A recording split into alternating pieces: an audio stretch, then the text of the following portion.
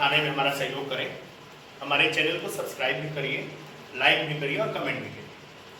और मैं बहुत ही हेल्पफुल बनाने वाला हूँ, आपका सारा वीडियो जो है हर एक चैप्टर का बहुत यूजफुल है और आप उसे अच्छे से उस वीडियो से पढ़ सकते हैं, समझ सकते हैं। अभी मैं आपको पढ़ा रहा हूँ सब्जेक्ट वर्ब एग्रीमेंट। ये है सब्जेक्ट और वर्ब के बीच एक एग्रीमेंट, एक वादा है। कैसा वादा? तो समझिए, सब्जेक्ट ने वर्ब के साथ वादा किया। वादा यह है कि अगर सब्जेक्ट सिंगुलर होगा तो वर्ब भी सिंगुलर होगा। बहुत अच्छा चैप्टर है ये, एकेडमिक स्टूडेंट्स के लिए भी, कॉम्पिटिटिव स्टूडेंट्स के लिए भी, सब के लिए यूजफुल चैप्टर है। और अगर प्लूरल सब्जेक्ट होगा तो प्लूरल वर्ब होगा, यही वादा है।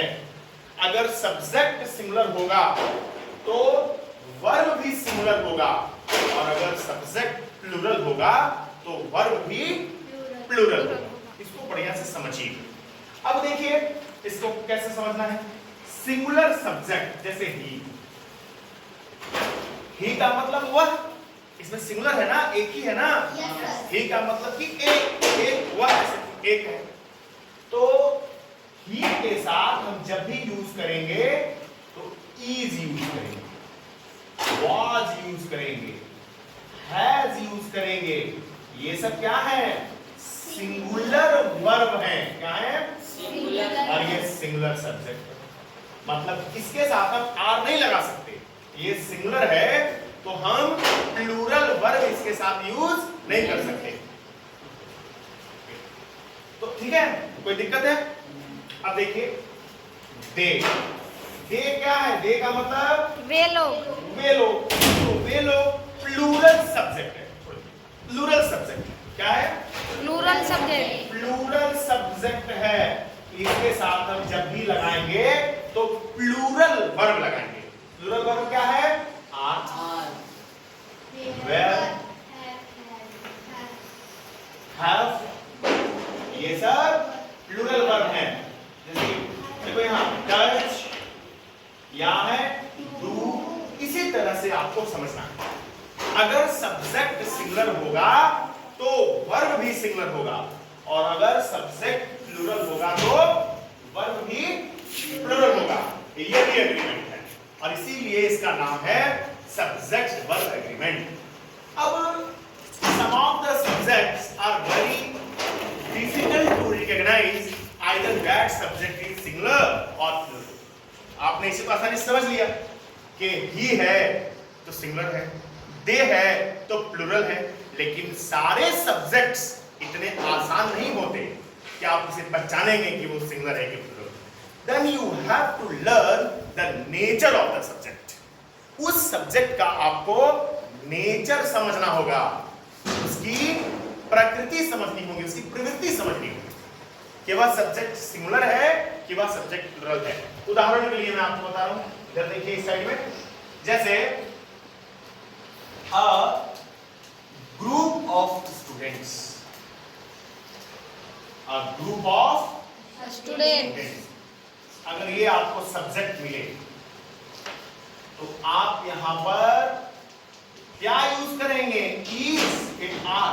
हाँ, लगभग बच्चे आर ही कहेंगे, लेकिन यह गलत हो जाएगा। यही इसका नेचर है। मैं आपको पहले ही कहा कि all the subjects are not so easy to understand either this subject is singular और plural. With this example, you easily understand that he is singular subject. They, this is plural subject. But all the subjects are not so easy to understand.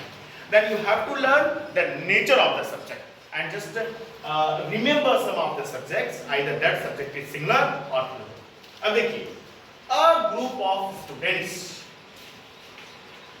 a team of players, a team of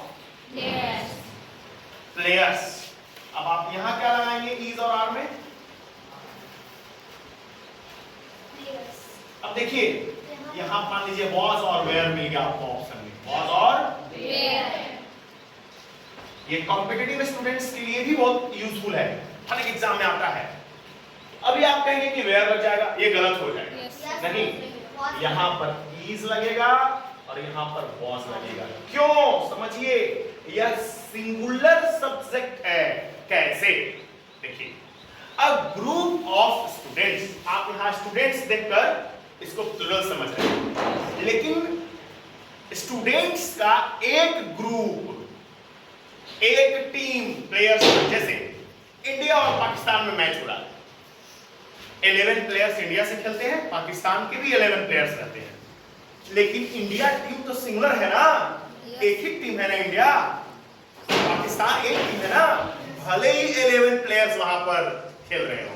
जैसे इस class को देखिए, मान लीजिए यह class section A है, तो section A तो एक ही सेक्शन है ना, सिंगुलर सेक्शन है ना, भले ही 50 स्टूडेंट्स बैठकर पढ़ रहे हैं इसमें, लेकिन सेक्शन तो सिंगुलर है। अब जैसे बंच ऑफ कीज, चाबी का गुच्छा, तो गुच्छा तो एक ही है, चाबियां 20 है, अर्थ में 20 चाबियों को मिलाकर गुच्छा कितना बना? एक। तो गुच्छा तो एक है ना, 11 प्लेयर्स को मिलाकर टीम इंडिया एक टीम है, तो टीम तो सिंगुलर ही हुआ ना। इसी तरह से मैं आपको आगे बहुत सारा सब्जेक्ट बताऊंगा जो सिंगुलर है या प्लूरल है, उसके बारे में मैं आपको 2 कॉलम बनाकर अगले वीडियो में सिंगुलर सब्जेक्ट्स का अलग कॉलम, प्लूरल सब्जेक्ट का अलग कॉलम बनाकर मैं आपको पढ़ाऊंगा। ये चैप्टर बहुत इंपॉर्टेंट है, बहुत यूजफुल है। Thank you all of you to watch this video. Like कर दीजिए, कमेंट कर दीजिए और बेल आइकन को भी प्रेस कर दीजिए।